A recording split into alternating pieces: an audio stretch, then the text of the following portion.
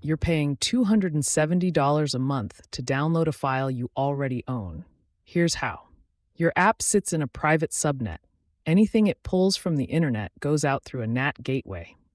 That gateway costs about 4.5 cents an hour, plus another 4.5 cents per gigabyte it moves. 2 zones, and you're at $65 before a single byte flows. Now your build pipeline pulls a 1 gigabyte container image 200 times a day through it. That's $270 a month for your own image, sitting in your own object storage. The fix takes 10 minutes. Add a gateway VPC endpoint for object storage. It costs nothing and routes that traffic off the NAT completely. Nobody tells you this because the console never shows you the bill next to the checkbox.